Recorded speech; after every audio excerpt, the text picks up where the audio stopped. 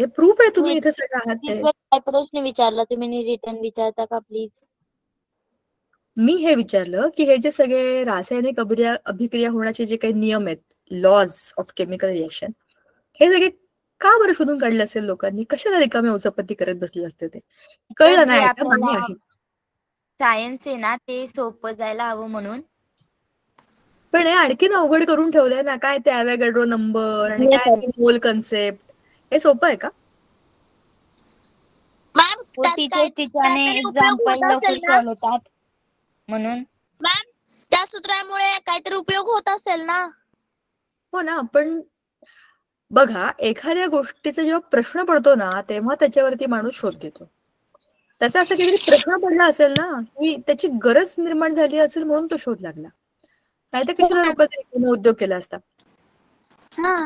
म्हणजे काहीतरी तिथलं निरीक्षण त्यावेळेचं त्यांचं असं असेल की ह्या सगळ्या गोष्टी आपल्याला कळल्यात, असे ऍटम्स आहेत की त्याची अशी रचना आहे, त्याचं इलेक्ट्रॉनिक कॉन्फिगरेशन समजलं आता आपल्याला. पण ह्याचा वापर करून आपल्याला प्रेडिक्ट करता येऊ शकतं का की काय बरं हा प्रकार असेल, का बरं हे असेच रिॲक्ट करत असतील? एक व्हॉल्यूम धरला आपण, व्हॉल्यूम म्हणजे किती जागा व्यापते एखादी गोष्ट, तर त्या व्हॉल्यूमचा विचार केला, स्पेशली गॅसेसच्या बाबतीत. आपल्या आजूबाजूला हवा येतात तर गॅसेस येतात. मग गॅसेसचा जर तुम्ही विचार केला तर तुम्ही त्याच्या वजनापेक्षा तुम्ही त्याचं व्हॉल्यूम बघता. म्हणजे अशी काहीतरी गरज निर्माण झाली असेल की त्या गरजेतनं हे सगळे लॉ आलेले आहेत, बरोबर ना? मोस्टली सगळे लॉ हे त्यांच्या अणुवस्तुमानाचा विचार करतात, म्हणजे त्याच्या वस्तुमानाचा विचार करतात, त्याचा ॲटॉमिक नंबरचा विचार नाही करत. ते काय प्रॉपर्टीज दाखवतं, ते किती जागा व्यापतं, ते किती त्याचं वस्तुमान आहे, त्याचं मास किती आहे ह्याचा विचार करतं. म्हणजे थोडा ब्रॉडर सेन्सचा वापर करून हे सगळे लॉ झाले. आणि ते ॲव्होगाड्रो वगैरे ह्या लोकांनी स्वतःचा एक अभ्यास असतो बघा. मी तुम्हाला त्या म्हणजे तुम्ही पुढच्या वर्षी जेव्हा 10वीत जाल तेव्हा तुम्हाला मेंडेलिव्हची स्टोरी सांगेन. स्वतःच्या अभ्यासाचा खूप फरक असतो. म्हणजे तुम्ही स्वतः एखादी गोष्ट रोज बघत असाल. तुम्हाला एक खरं उदाहरण सांगते, माझ्या घरातलं, माझ्या गार्डन मधलं.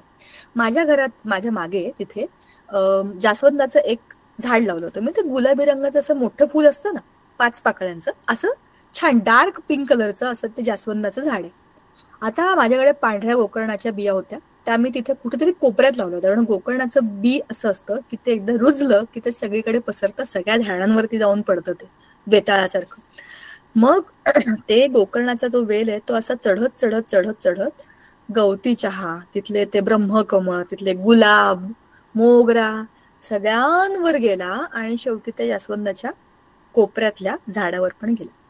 आता पावसाळ्यामध्ये खूप चांगला पाऊस बिऊस असतो, चांगलं पाणी मिळतं. मागच्या वर्षी खूप छान पाऊस पण पडत होता. तर मी 8-10 दिवसांनी बाल्कनीतनं म्हणजे खाली गार्डन मधनं गेले आणि बघितलं फुलं बघूया आपण, काय काय चाललंय. जरा रोज वेळ नसतो ना, लेक्चर्स मध्ये असते तर कळत नाही. जनरली जाता येतं फक्त बघत असत, तर म्हटलं जरा जाऊन बघू आपण काय चाललंय गार्डन मध्ये. बघितलं तर तुम्हाला माहिती एक आश्चर्याची गोष्ट दिसली. त्याच जास्वंदाच्या झाडावरती एकदम कोपऱ्यातलं जिकडे भिंत होती तिकडचा जास्वंद गुलाबी रंगाचा होता. मधला जास्वंद त्याच्या पाकळ्या होत्या ना, अर्ध्या पांढऱ्या अर्ध्या गुलाबी असा होता. एक तिकडचा जिथे गोकर्णाचा वेल खूप जास्त वाढला होता तिथे तर ते पिंक, डार्क पिंकचं लाईट पिंक झालेला होता.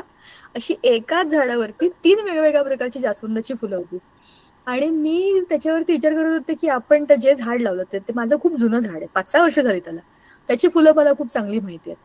मग मला समजलं हा सगळा आगाऊपणा कोणी केलाय, जास्वंदाच्या फुलावरती चढलेल्या गोकर्णाच्या फुलांनी केला. क्रॉस पॉलिनेशन तुमच्या बायोलॉजीमध्ये आहे ना, तेच झालं ते. पण ते मी बघितलं आणि त्या सगळ्या फुलांचे फोटो काढले आणि माझ्या मैत्रिणीला पाठवले. तिचा सब्जेक्ट बायोलॉजी आहे. तर तिला म्हणलं असं क्रॉस पॉलिनेशन पॉसिबल आहे का? जास्वंद कुठे आणि गोकर्ण कुठे, 2 वेगवेगळ्या स्पीसीज आहेत त्या. तर ती म्हणाली हे झालंय याचा अर्थ असं होऊ शकतं, म्हणजे हे कोणी केलेलं नाहीये ना, हे नॅचरली झालेलं आहे. तो सांगायचा मुद्दा असा, ह्या प्रश्नामुळे हे समजलं की असंही होऊ शकतं. जास्वंदाचं आणि गोकर्णाचं पॉलिनेशन होईल असा विचार मी नाही केला होता कधी. हे तिलाही नाही माहित होतं, तिचा विषय बायोलॉजी आहे, त्यात पण बॉटनी आहे. तर तिलाही माहित नव्हतं की असं काही होतं. पण जेव्हा ती चित्र बघितली, फोटो बघितले, याचा अर्थ असा आहे की असं झालंय म्हणजे असं होत असावं. प्रश्न पडल्याशिवाय शोध लागत नाहीत.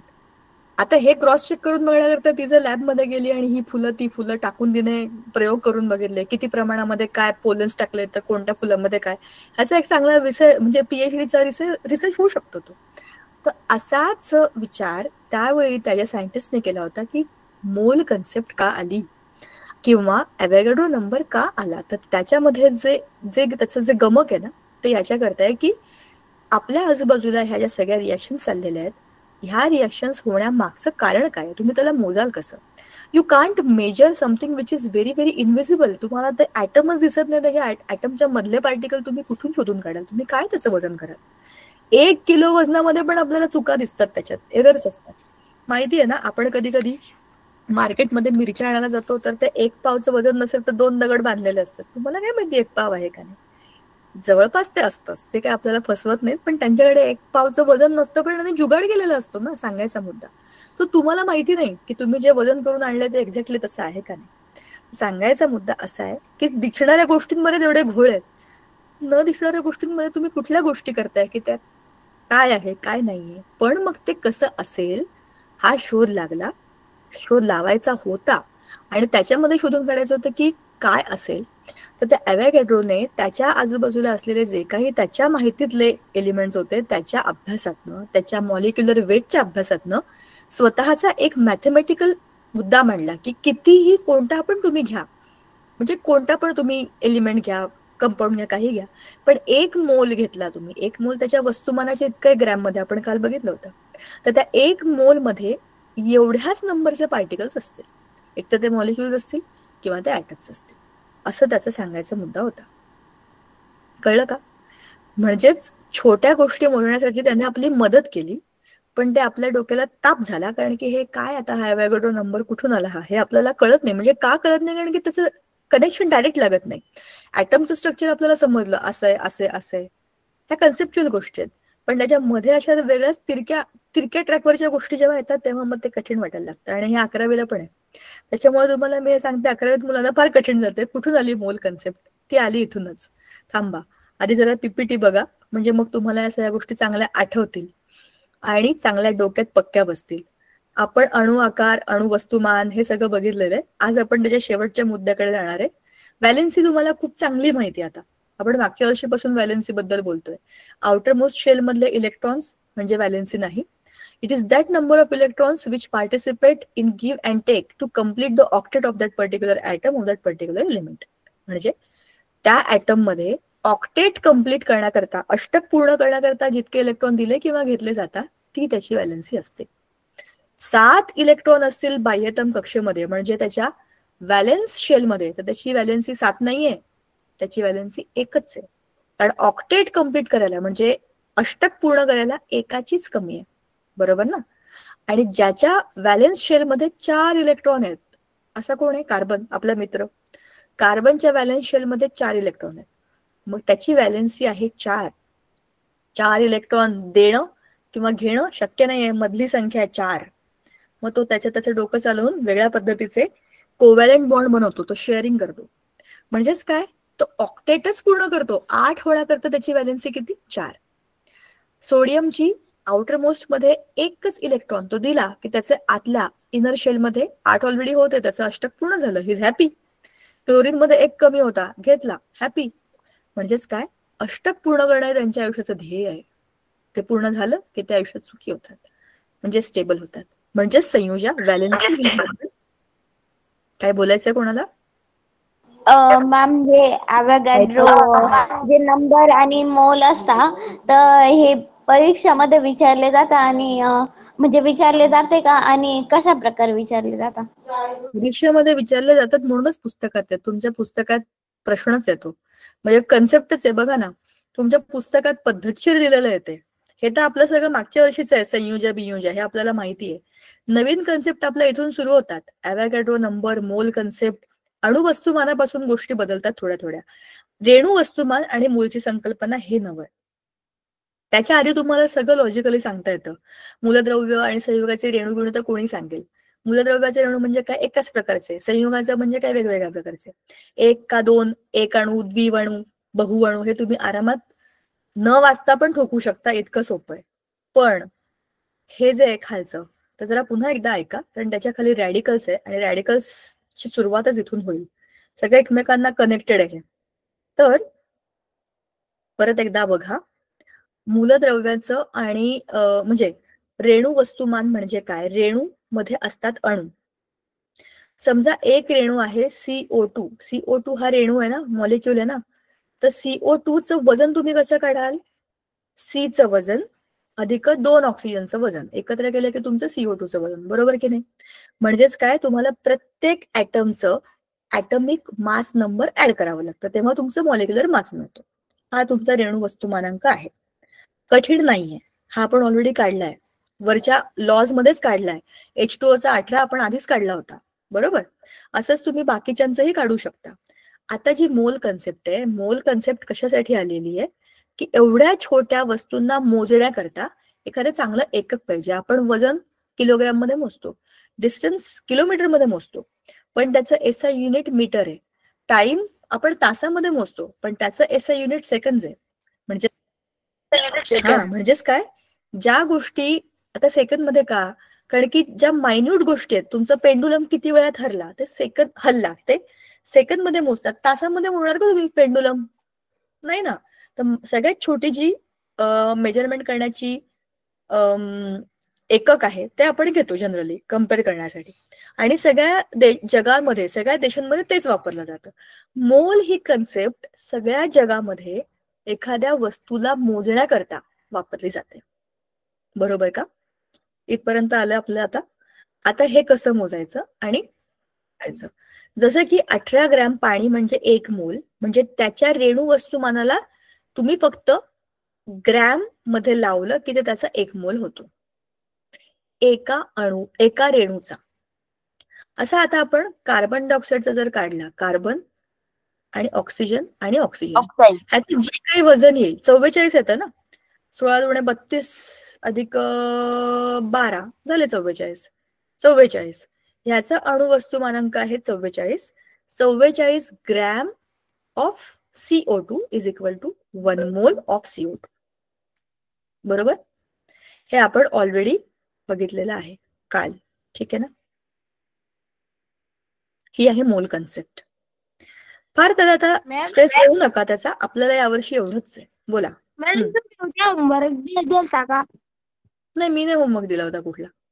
आता ॲव्होगॅड्रो अंक, काल मी नाही कोणता होमवर्क दिला, मी फक्त धडा वाचा हे सांगते तुम्हाला, बाकी मी काही करायला सांगत नाही.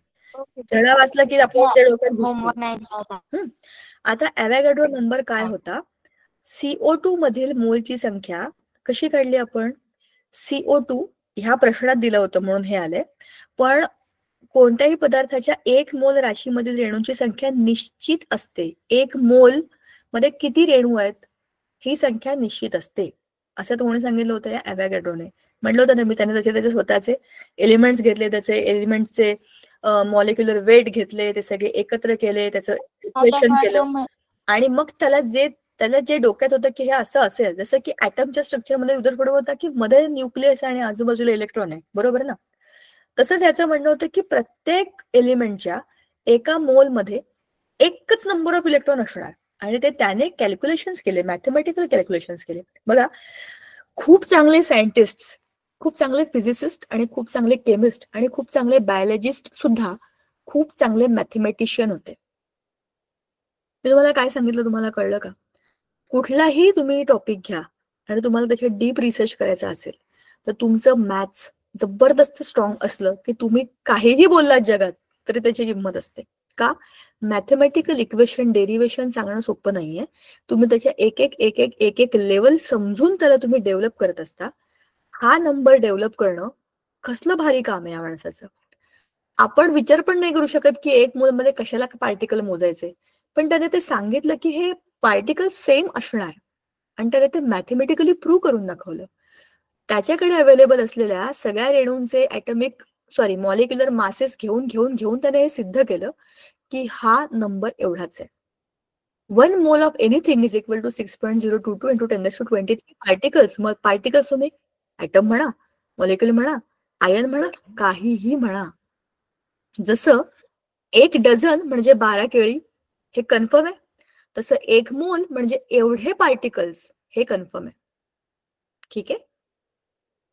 याच्यावरती आधारित हे जे प्रश्न आहेत, मी तुम्हाला फार फार तर म्हणाले असेल की हे गणित सोडवा, पुस्तकातली गणित बघून सोडवा. मी सांगून तुम्हाला हेच सांगणार आहे, पुस्तकातली गणित बघून सोडवा, जेणेकरून तुमच्या हाताखालून ते शब्द जातील, डोळ्यासमोरून सारखं सारखं ते गेलं की समजतं की हे काय होतं, कुठून आलं मध्येच हे, ते आलं इथून. आणि ह्या नव्या गोष्टी 2-4दा लिहिल्या ना की ते चांगल्या डोक्यात पक्क्या बसतात. ठीक आहे. हे झालं आपल्या मोल कन्सेप्ट बद्दल. संयोजन आपण ऑलरेडी बोललेलो आहे. आता आपण बोलणार आहोत आजच्या शेवटच्या आणि महत्वाच्या टॉपिक बद्दल. आपण हे पण केलं, तुम्हाला आठवत आहे का, एकाहून जास्त संयोजा, जसं की फेरस आणि फेरिक, Fe+2 Fe+3 असे 2 दाखवतात. हे आपण बोललोय मागच्या वेळेला, तुम्हाला आठवत आहे ना. तांबे, क्युप्रस आणि क्युप्रिक +1 आणि +2 अशा 2 संयोजा दाखवतात. संयोजा म्हणजे काय, बाह्यतम कक्षेमधले ते इलेक्ट्रॉन जे दिले किंवा घेतले, बरोबर ना. मग आता कॉपर म्हणजे तांब, Hg म्हणजे पारा, आणि लोह म्हणजे Fe. हा 1 इलेक्ट्रॉन पण देऊ शकतो आणि 2 इलेक्ट्रॉन पण देऊ शकतो. पारा सुद्धा 1 पण देतो, 2 पण देतो. फेरस पण 2 देऊ शकतो किंवा 3 पण देऊ शकतो. हे कशावरती अवलंबून आहे, कोण त्याच्याबरोबर रिॲक्ट करते. आपलं पण असंच असतं ना.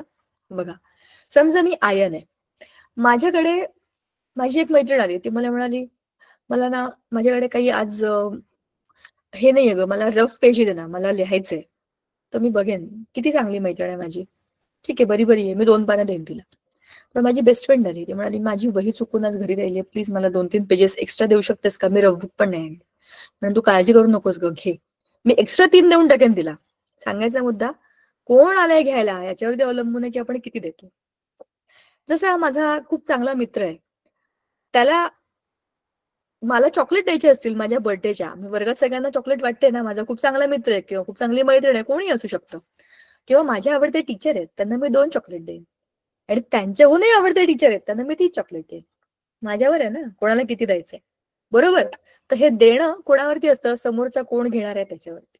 पण हे सगळे नाही करू शकत, हे तेच करू शकतात ज्यांना चॉईस असते. म्हणजे सगळ्यांच्या बाबतीमध्ये हा रूल नाहीये, हा डी ब्लॉक एलिमेंटच्या बाबतीमध्ये आहे. तर डी ब्लॉक कुठून आलं पुढच्या वर्षी समजेल तुम्हाला. सगळ्यांचे टेन्शन एकदम घेऊ नका तुम्ही, फक्त ऐकून ठेवा हे शब्द, कळलं. तर हे सगळं होऊ शकतं जर त्या एलिमेंटमध्ये ते करण्याची कॅपॅसिटी असेल तर. ठीक आहे. आता आपल्याला मूलके म्हणजे काय, हा शेवटचा मुद्दा दादा समजून घ्यायचा आहे. बघा, मूलके म्हणजे रॅडिकल्स. खालील तक्त्यातील संयोगांपासून मिळणारे कॅटायन आणि ऍनायन लिहा. कॅटायन आणि ऍनायन कसे बनतात हे तुम्हाला लक्षात आहे का?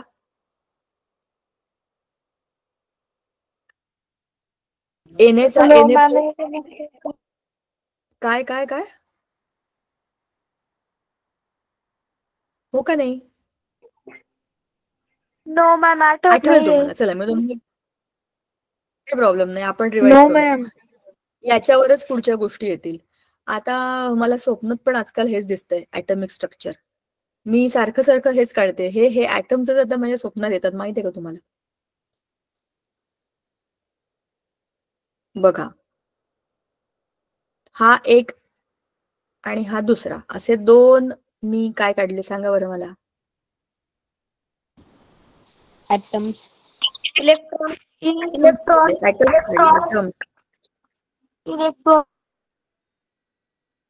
इलेक्ट्रॉन नाही काढले ग, हे ऍटॉमिक स्ट्रक्चर आहे. अजून त्याच्यामध्ये बरंच काही काढलं. आता मी काय काढल्यात, मी शेल काढल्यात. शेल म्हणजे काय, ऑर्बिट्स, म्हणजेच मराठीत कक्षा.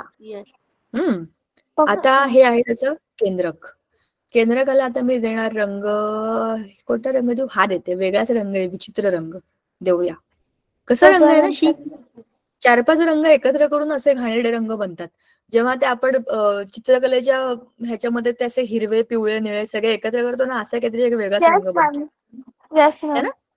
त्याला काही अर्थच नाहीये, त्याला पिवळा पण म्हणता येणार नाही, काहीच म्हणता येणार नाही, असे खूप विचित्र रंग बनतात. चला आता पहिल्या कक्षेमध्ये किती इलेक्ट्रॉन असतात सांगा मला. 2. ओनली 2. 2चीच परमिशन आहे. एका याच्यात त्याला 2च झेपतात, त्याच्यामध्ये कॅपॅसिटी नाहीये इलेक्ट्रॉन बेअर करण्याची. 2च इलेक्ट्रॉन. पुढच्या याच्यामध्ये किती असतात? 16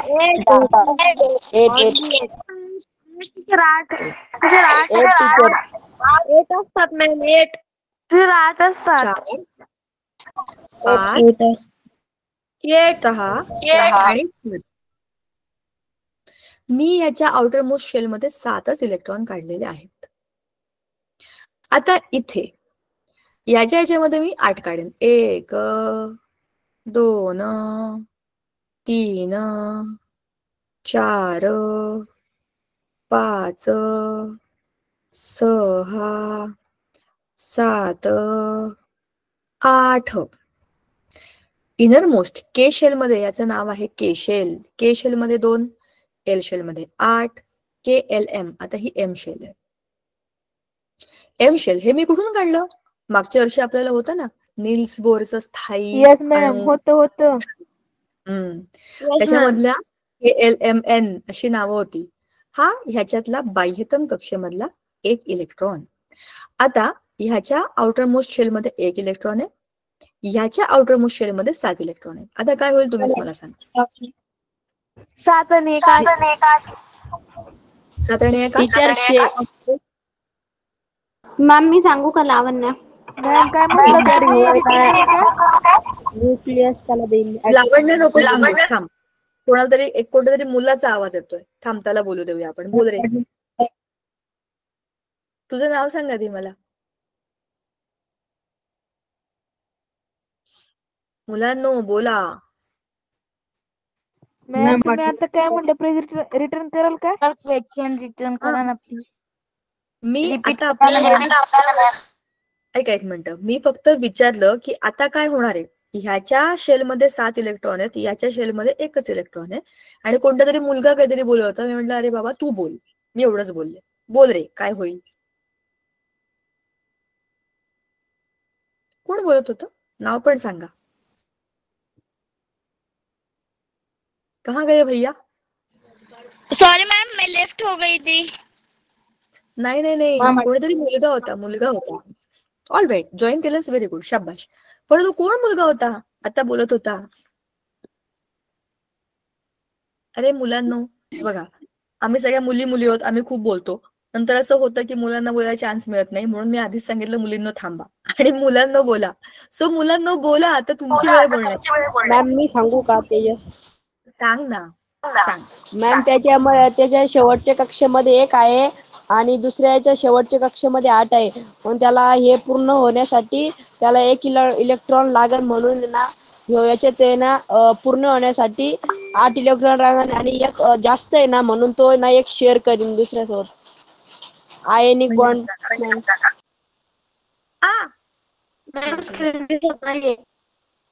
बाळांनो तुम्ही रेंज मध्ये या. मला व्यवस्थित रेंज आहे आज.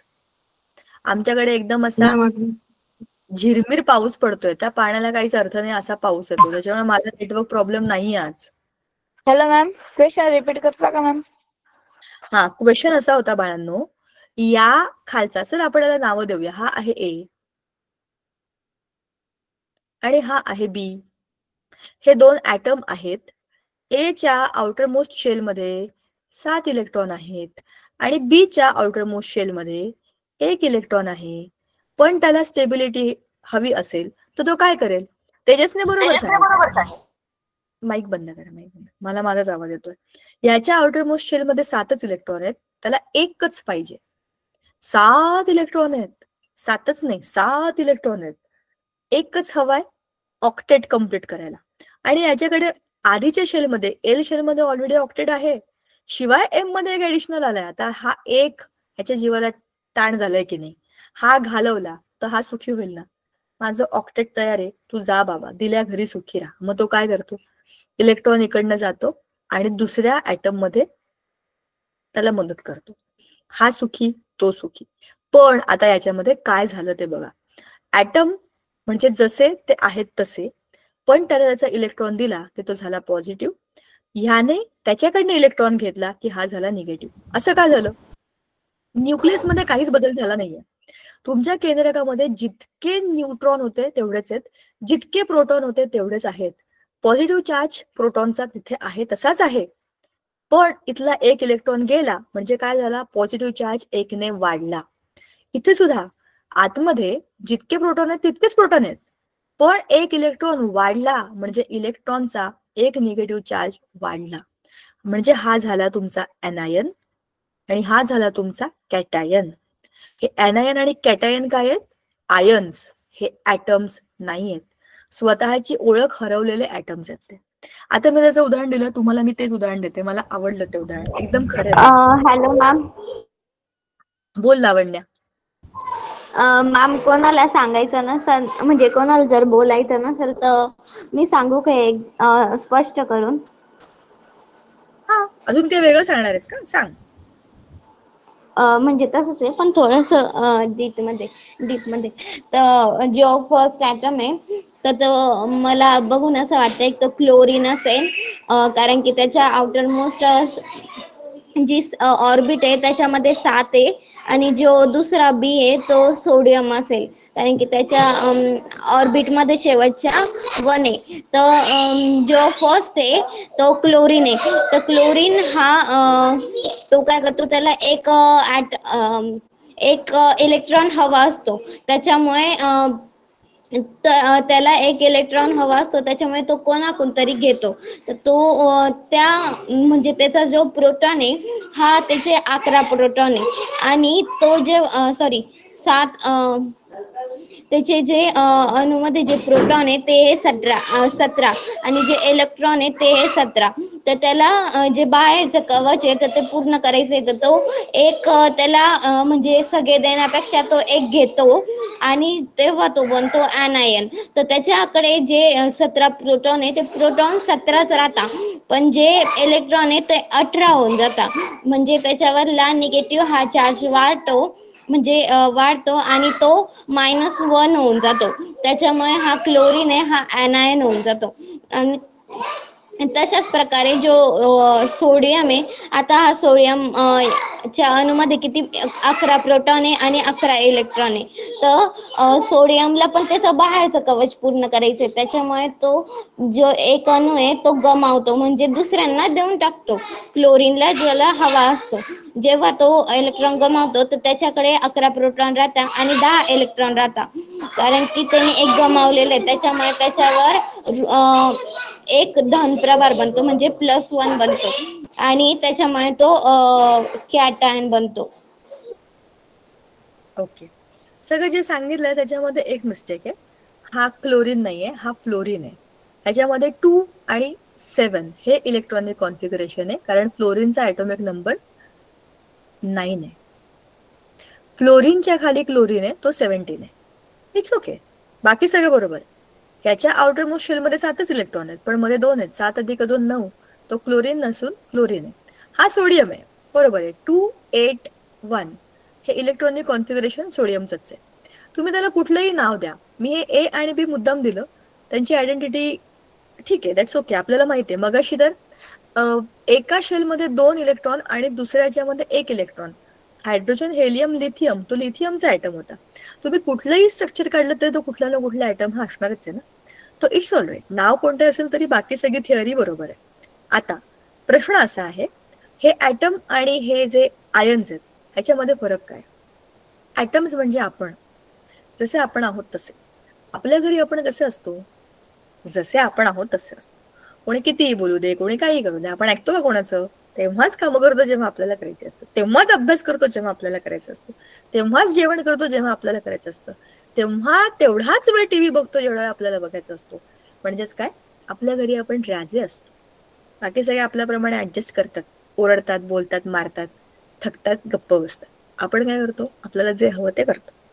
भल्या शांतीत करतो किंवा आगाऊपणा करून करतो, पण करतो ना. पण आता आपणच बघा, आपण जसे आपण आहोत तसे आपल्या काकांच्या घरी गेल्यावर वागतो का आपण? आत्याच्या घरी गेल्यावर वागतो का? प्रश्नच नाही. शाळेत गेल्यावर तसे वागतो का? अजिबातच नाही. आपण जसे आहोत तसे आपण ॲटम आहोत, पण जेव्हा दुसरीकडे जातो तेव्हा आपण आयन्स होतो. ऍडजस्ट करतो ना सिच्युएशन प्रमाणे. आपण घरी वागतो तसं आपण शाळेत वागायला लागलो तर आपल्याला हाकलूनच देतील, म्हणजे लोक घरीच राहा, येऊ नका परत शाळेनं. कारण काय, शाळेमध्ये एक सिस्टीम आहे, तुम्हाला त्याच्यात जायचं असेल तसंच राहायला लागेल, बरोबर ना. म्हणजेच काय, ॲटम्स हे स्वतंत्र असतात, जसे ते असतात तसे ते असतात. पण जेव्हा ते आयन्स होतात तेव्हा त्यांना ऍडजस्टमेंट करायला लागते, काहीतरी घ्यायला लागतं, काहीतरी द्यायला लागतं. त्यांच्या आयुष्यामध्ये मग प्रॉब्लेम सुरू होतात. का बरं? स्वतःची ओळख गमावल्यानंतर, तुम्हाला ऍडजस्टमेंट केल्यानंतर मग काय पुढे? केमिकल बॉन्ड करावाच लागणार आहे. रॅदर त्यांना केमिकल बॉन्ड करायचाच असतो, म्हणून तर हे सगळे धडपड करतात ना. ते नुसतेच ऍटम म्हणून फिरायचं असतं तर काय झालं असतं? जसे आपण काहीच करायचं नाही, शाळेत जायचं नाही, जॉब करायचा नाही, काहीच करायचं नाही, नुसतंच भटकत राहायचं, असं आयुष्य चालणार आहे का आपलं? आपण सगळे काय विचार करतो की मला स्टेबल व्हायचं, बरोबर, मला काहीतरी करून स्वतःसाठी आणि माझ्या घरातल्या लोकांसाठी काहीतरी चांगलं काम करायचं, माझ्या देशासाठी मला चांगलं काम करायचं, मी जिथे आहे तिथे राहून मला काहीतरी चांगलं करायचंय. ओके नाही? आपण असं विचार करतो का मला गुंड व्हायचंय, मला ह्याला मारायचंय, मग त्याला ठोकायचंय, असे विचार आपण नाही करत, कारण की आपण चांगले विचार करतो. ओके नाही? ऑलवेज सांगायचा मुद्दा, आपल्याला आयुष्यामध्ये स्टेबिलिटी पाहिजे. असं जॉब शोधून काढू का आपण, आपणच मरू कधी पण? आपण गुंड झालो तर कधी कोणी येऊन ठोकेल ना आपल्याला, मग काय उपयोग आहे? असा आपण ऑक्युपेशन नाही शोधत. आपण विचार करतो की मी चांगला अभ्यास करेन, चांगल्या कंपनीत जॉब करेन, किंवा माझा स्वतःचा चांगला बिझनेस सुरू करेन, त्याच्यामुळे मला स्टेबिलिटी मिळेल. ह्या सगळ्या गोष्टी कुठे फिरतात? स्टेबिलिटीकडे. स्टेबिलिटी मिळण्यासाठीच आपण आपला चांगला सुखी आनंदी वेळ अभ्यासामध्ये घालवतो. अभ्यासामध्ये आपल्याला किती वेळ जातो तुम्ही बघितलंय का? विचार करा. तुमची शाळेची वेळ, तुमच्या क्लासची वेळ, तुम्ही सेल्फ स्टडी करता ती वेळ, तुमच्या आयुष्यातल्या एका दिवसातल्या 24 तासापैकीचा 8 तास 9 तास झोपण्याचा भाग सोडला तुम्ही आणि घरामध्ये थोडीफार मदत करत असाल, तो भाग सोडला तर बाकी सगळ्या वेळ तुम्ही अभ्यासच करताय. तुमच्या आयुष्यातला तो खूप महत्वाचा वेळ आहे, बरोबर ना? पण तुम्ही स्वतःहून त्या खड्ड्यात उडी मारली, कारण तुम्हाला आयुष्यात पुढे जाऊन स्टेबल व्हायचंय. सांगायचा मुद्दा, ते असे म्हणतात ना, त्या सोन्याला गरम करून ठोकतात आणि तेव्हा त्याची मूर्ती बनते. म्हणजेच काय, आपल्याशिवाय त्याचा आपण रिमोल्ड नाही करू शकत. आपल्यामध्ये किती कॅपॅसिटी आहे हे चेक करण्याकरता आपण खूप कष्ट करतो. असं बघा, ते एमपीएससी युपीएससी वाले जे मुलं असतात ना, ते खूप अभ्यास करतात. 18-18 तास अभ्यास करतात, 20-20 तास पण अभ्यास करतात. 24 तासातल्या एवढं त्यांचं शेड्यूल अभ्यासामध्ये, एक्सरसाइजमध्ये, सगळ्यामध्ये त्यांनी इतकं परफेक्ट बनवलेलं असतं की सिलेक्शन हे त्यांच्या आयुष्यातलं गोल असतं. मला सिलेक्ट व्हायचंय काही असलं. आणि जे खूप हार्डकोर मेहनत करतात, प्रयत्न करतात, ते सिलेक्ट होतात. पण सगळेच होतात का नाही होतात का हा मुद्दा नाहीये, पण सांगायचा मुद्दा त्यांच्या आयुष्यातलं गोल येते, मग ते मिळालं की ते स्टेबल. तसंच आहे आपल्या आयुष्याचं जे गोल आहे ते आपल्याला कळलं की आपण त्याच्याकरता धडपड करतो. यांच्या आयुष्याचं गोल यांना माहिती आहे, यांना स्टेबिलिटी कधी मिळेल? अष्टक पूर्ण झाल्यावर. त्यांच्या आयुष्यामध्ये एकच, 8 पाहिजे, 8 पाहिजे, 8 पाहिजे, 8 पाहिजे, बरोबर? मग ते 8 व्हावे म्हणूनच ते धडपड करतात. म्हणूनच स्वतःच्या घरात ते ऍटम होते, बाहेर जाऊन त्यांना माहिती आहे ऍटम राहून चालणार नाहीये, इलेक्ट्रॉन घ्यावा लागेल. आता तुम्ही विचार करा ना, काय ऍडजस्टमेंट आहे? एका खोलीमध्ये हे 7 जण राहत आहेत, 7 जणांची जागा आहे, एक माणूस बाहेर चालला की ऍडजस्ट करावं लागतं की नाही? आपल्याच घरी बघा ना, एकच आपल्याच ओळखीतला नातेवाईकाला तरी पण आपण 2 दिवसांनी विचार करतो कधी जाणार आहे घरी, होतं की नाही असं? म्हणजे एक नवा माणूस आपल्या ग्रुपमध्ये ऍड झाला की आपल्याला ऍडजस्ट करावं लागतं, त्याला आपल्याबरोबर ऍडजस्ट करावं लागतं. हे सगळे निगेटिव्ह निगेटिव्ह निगेटिव्ह आहेत. एक निगेटिव्ह वाढला की यांच्यामध्ये रिपल्शन वाढतं. रिपल्शन, एकमेकांना दूर ढकलतात, कारण सगळे निगेटिव्ह आहेत. आहे त्या जागेमध्ये एक माणूस वाढलाय म्हणजे ते अनस्टेबल असतात, त्यांना आवडत नाही तसं. कारण की काय, त्यांना ऍडजस्ट करावं लागलं. पण ते होतं, ते करावं लागतं. का? कारण अष्टक पूर्ण झालंय बाबा, ये एकदाचा, इथेच राहा, ऍडजस्ट करतो, पण अष्टक पूर्ण होईल. तसं याचंय, हा इलेक्ट्रॉन देऊन टाकला तर हा सुखी होईल का? कसं होईल? त्याचा इलेक्ट्रॉन येतो, त्याच्याकडे होता तो.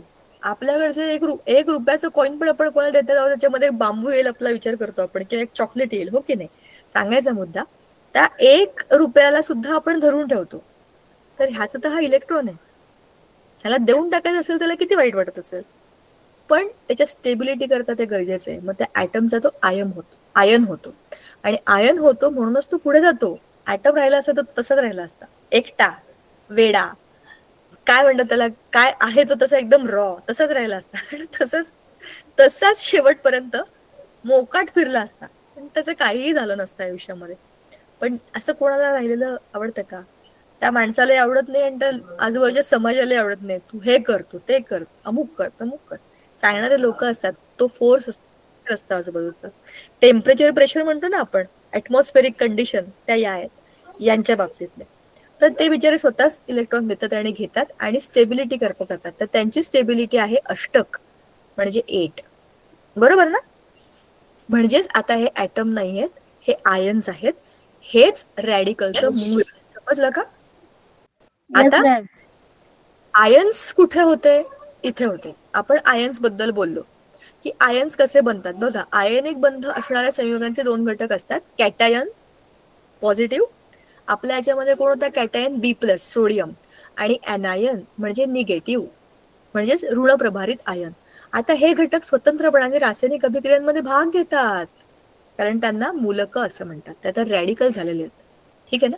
ते आता ऍटम्स नाही आहेत, ते आता आयन्स आहेत. And ions are radicals, they can react. ठीक आहे.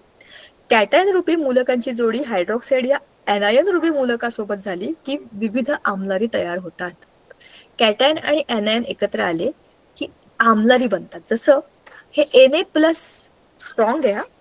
Na+, K+, हे कोण आहेत? इलेक्ट्रॉन देणार आहेत आणि हे डॉमिनेटिंग असतात. हा, हे कॅटायन आहेत. आणि OH- हा घेणार आहे.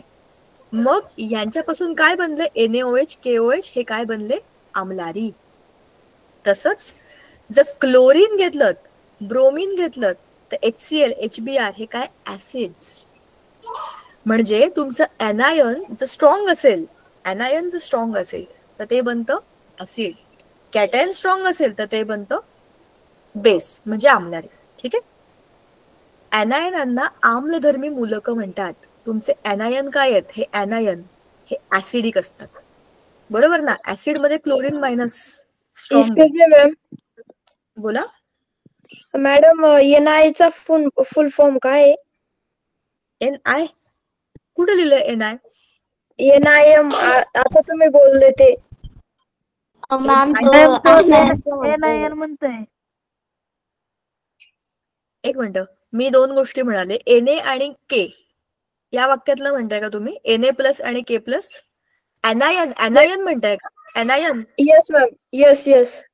अच्छा, आता आपण बघितलं ना, Na+ त्याला म्हणतात कॅटायन आणि Cl-, Clच्या वरती एक मायनस झालं होतं बघा. इथे आपण हे काढलं होतं चित्रात. बघा परत बघा, मग तुम्हाला ते समजेल. Yes ma'am. हा बघा, हा प्लस, हा जो प्लस आहे हा आहे कॅटायन आणि हा जो मायनस आहे हा आहे ऍनायन. ठीक आहे ना? Yes ma'am. चित्र बदललंय का? आपलं चित्र हे होतं वाटतं. हा, हे होतं.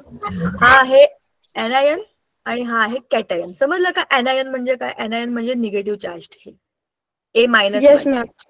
Okay yes ma'am. Okay, no problem. चला, आता हे झालं. मॅम एक विचारू का? बोला. मॅम, जे सगळे ऍसिड आणि सगळे बेस असतात ते कॅटायन आणि ऍनायनच असतात का? हा, मोस्टली हे सगळे जे आहेत ना आयनिक कंपाऊंड असतात. आयनिक कंपाऊंड इझिली ब्रेक होतात. पाण्यामध्ये गेले की ते डिझॉल्व्ह होतात. NaOH म्हणजे आपलं खाण्याचं मीठ, हे पण आयनिक कंपाऊंड आहे. आणि NaCl आपलं खाण्याचं मीठ, ते आयनिक कंपाऊंड आहे. NaOH ह्याच्यामध्ये Na+ हा पॉझिटिव्ह आहे ना, तो इलेक्ट्रॉन देऊन टाकतो. हे सगळे आयनिक कंपाऊंड पाण्यामध्ये डिझॉल्व्ह होतात. म्हणूनच ते त्यांना आपण आता हे जे आहेत ना, हे स्ट्रॉंग ऍसिड आणि स्ट्रॉंग बेस आहेत. याच्यामध्ये पण तू जो प्रश्न विचारला ना, त्याचं उत्तर असं आहे बघ. ऍसिड्सच्या कॅटेगरीज आहेत जे आहेत फंडामेंटल ऍसिड्स, म्हणजे जसे की हे स्ट्रॉंग ऍसिड, स्ट्रॉंग बेस, हे खूप स्ट्रॉंग असतात. दुसरे असतात वीक ऍसिड, वीक बेस. त्याच्यामध्ये वीक ग्रुप असतात जॉईन झालेले. जसा हा इथला क्लोरीन जो ग्रुप आहे हा स्ट्रॉंग ग्रुप आहे. बरोबर? इथला Na जो आहे हा स्ट्रॉंग ग्रुप आहे. पण असं पण एक ऍसिड आहे CH3COOH. याच्यामध्ये CH3 हा ग्रुप आहे आणि COOH हा जो ग्रुप आहे ह्याच्यामध्ये COOH हा ऍसिडिक ग्रुप आहे. मग हा वीक ऍसिड आहे ना, पण हा आयनिक कंपाऊंड नाहीये. ठीक आहे. तर हे सगळ्यांच्या बाबतीत सेम रूल नाहीये. वेगवेगळ्या प्रकारचे ऍसिड आणि वेगवेगळ्या प्रकारचे बेसेस पण आहेत.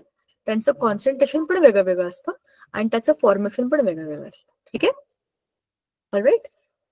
चला, ओके मॅम. ऑलराईट. आता हे झाले सगळे तुमच्या ऍनायन आणि कॅटायनचे कॉम्बिनेशन झालेले वेगवेगळे कंपाऊंड्स.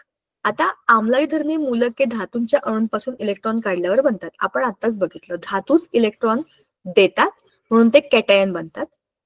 आणि अच्छा, ह्याला अपवाद आहे जसे की NH4. आम्लधर्मी मूलके सामान्यतः अधातूंच्या अणूंमध्ये इलेक्ट्रॉन मिळवून बनतात, जसे Cl-S-2. याला अपवाद आहे MnO4. आता Mn हा काय आहे, धातू आहे, पण त्याचा O-4 हा ऑक्साईड आणि मायनस असा एक वेगळा ऍनायन बनलाय. तसाच थांबा, मी जरा काढून टाकते म्हणजे आपल्याला दिसतील त्याचे चार्जेस. हा जो नायट्रोजन आहे आणि हा जो हायड्रोजन आहे, आता बघा Mn हा मेटल आहे. मेटल म्हणजे धातू, म्हणजे हा व्हायला पाहिजे पॉझिटिव्ह, पण हा O- त्याच्या O4- त्याच्यावर जॉईन झाल्यामुळे हे टोटल झाले निगेटिव्ह. N हा निगेटिव्ह असला पाहिजे, पण हायड्रोजन त्याला लागलाय H4 आणि टोटल चार्ज आहे पॉझिटिव्ह, म्हणजे ह्या ग्रुपचा चार्ज आहे पॉझिटिव्ह, या ग्रुपचा चार्ज आहे निगेटिव्ह. हे त्याचे काय आहेत, अपवाद आहेत. वाचतोय आपण म्हणून ते आलंय म्हणून सांगते तुम्हाला मी, कारण हे असे पण एक्सेप्शन असतात. संयुगांची रासायनिक सूत्रे एक पुनरावलोकन. आयनिक बंधने तयार झालेल्या संयुगांचे वैशिष्ट्य म्हणजे रेणूचे 2 भाग असतात, ते म्हणजे कॅटायन एनायन, बरोबर. जसं की आपण NaClच्या बाबतीत म्हणतो Na+ आणि Cl-. मग अशी मी तुम्हाला हेच सांगत होते की खाण्याचं मीठ आपलं Na+ आणि Cl- असे 2 कॅटायन आणि एनायन एकत्र येऊन बनतात. म्हणजेच काय, आम्लधर्मी मूलक आणि आम्लधर्मी मूलक हे वेगवेगळे असतात. त्याच्यामध्ये हे 2 भाग विरुद्ध प्रभारित असतात, बरोबर ना, पॉझिटिव्ह निगेटिव्ह. त्यांच्यातील आकर्षण बंध म्हणजेच आयनिक बंध हा आपण मागच्या वर्षी बघितला होता. आयनिक संयुगांच्या नावामध्ये 2 शब्द असतात. पहिला शब्द कॅटायनचे नाव आणि दुसरा शब्द एनायनचे नाव. Sodium chloride, sodium is cation, त्याचं नाव आधी येणार. जे पॉझिटिव्ह लोक असतात ते सगळ्यांना आवडतात, जे निगेटिव्ह असतात ते मागे येतातच. हिरो सगळ्यांना आवडतात ना, विलन त्यांच्या मागे येतातच. सोडियम क्लोराईड निगेटिव्ह चार्ज नंतर येतात, ठीक आहे. आता हा रेणूसूत्र लिहिताना आयनांवरील प्रभाव दाखवत नाही, मात्र त्या आयनांची संज्ञा त्यांच्या उजव्या बाजूला पायाशी लिहितात.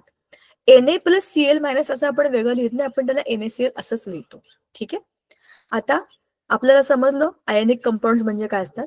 आता हे बघा, मूलद्रव्यांच्या संज्ञा लिहिणे हे कसं लिहायचं. NaSO4 आपल्याला त्याचं आता रासायनिक सूत्र बनवायचंय. आता आपल्याला समजून घ्यायला लागेल की याच्यामध्ये काय करावं लागेल. बघा, त्याच्या खाली त्याची संयोजा लिहायची. सोडियमची संयोजा 1 आहे, SO4-2 असतं, म्हणजे ह्याची संयोजा 2 आहे. मग आता तुम्हाला हा प्लस आणि हा -2 असा चार्ज आहे, हे समजलं. आता तुम्हाला ह्या प्लसला -2 बरोबर काय बरं म्हणतात त्याला इक्वल करायचं असेल तर तुम्ही काय कराल, Na कराल, बरोबर ना. Na आणि Na म्हणजे प्लस आणि प्लस होईल, बरोबर का. एक Na म्हणजे एक प्लस, अजून एक Na म्हणजे अजून एक प्लस, बरोबर. म्हणजे झाले 2 Na, बरोबर. मग 2 Na आणि एक SO4-2 ह्याला एकत्र तुम्ही कसे लिहिणार, Na खाली लिहायचं 2 आणि वर परत तुमचा SO4.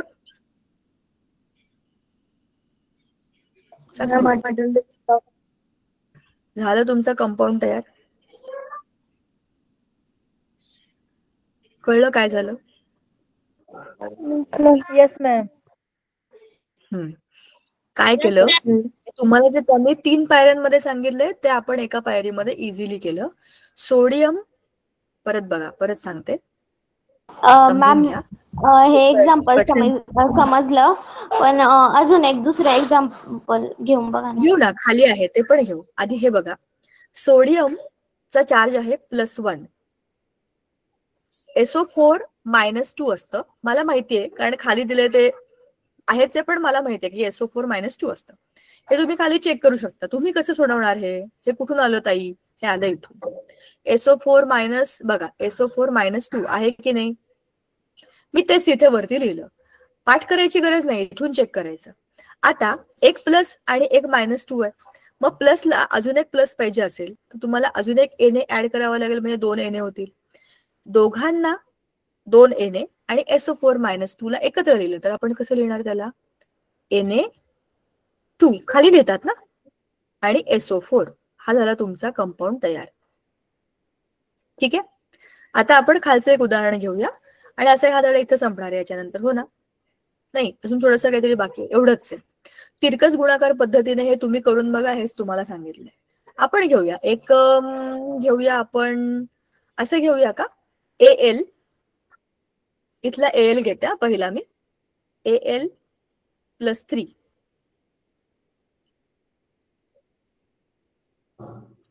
इकडचं कोणतं घेऊया, हा घेऊ Na2 - 2 छोटा ग्रुप. Yes ma'am. का हा घेऊ Cr2O7 2 - मोठा, कुठलाही तुम्ही सांगा. हा घेऊ का MnO4-?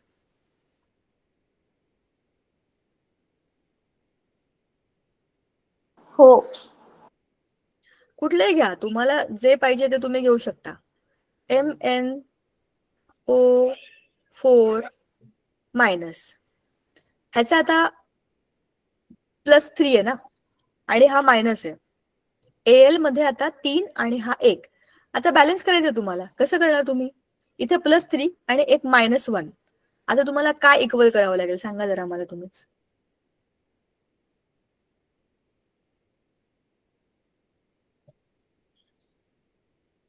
AL चे ह्या एका प्लसला इकडचा एक मायनस बॅलन्स होईल. आणखीन 2 उरलेत ना, मग तुम्हाला इथे आणखीन 2 ग्रुप ऍड करावे लागतील ना. मग एका AL वरती तुम्हाला 3 MnO4 लावावे लागतील. AL MnO4 thrice.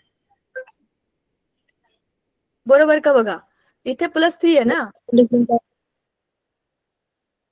इथे +3 आहे आणि याचं एकेकाचं मायनस आहे. मग हे तिप्पट झाले ना, -3 + 3 झाले ना 0. समजलं का मी काय केलं? AL चा चार्ज आहे +3. Yes ma'am. MnO4 चा चार्ज आहे -1. एकच आहे. इकडे 1 आणि इकडे 3. मला बॅलन्स करायचंय, मला -3 करायचंय ना मला. एका AL च्या बाजूला 3 MnO4- लावले तर झाले ना -3. म्हणजे AL MnO4 थ्राईस असा ग्रुप बनेल. समजलं का? आता तुम्ही काही घेऊ शकता. अजून एक आपण एक्झाम्पल घेऊया. हे घेऊया कोबाल्ट CO2+. हे तुम्ही मला सांगायचं. हा CO आहे, हा CO घाण आलाय पण CO2+. आता इथून घेऊया आपण ClO-. ClO3-. आता सांगा मला, हा +2 आहे, हा -1 आहे. मायनस म्हणजे -1 असतो. आता कसं बॅलन्स करायचं? CO कंसात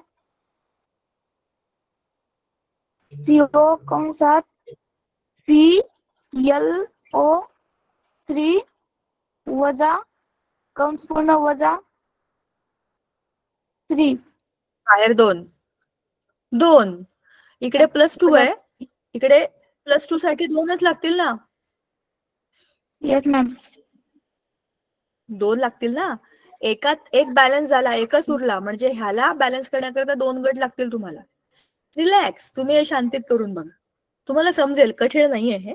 तुम्ही जेव्हा स्वतःच्या हाताने कराल, बॅलन्स करायचंय, काही करायचं नाही. 3 असेल तर 3 पाहिजे, 2 असेल तर 2 पाहिजे. एवढं सोपं बघा.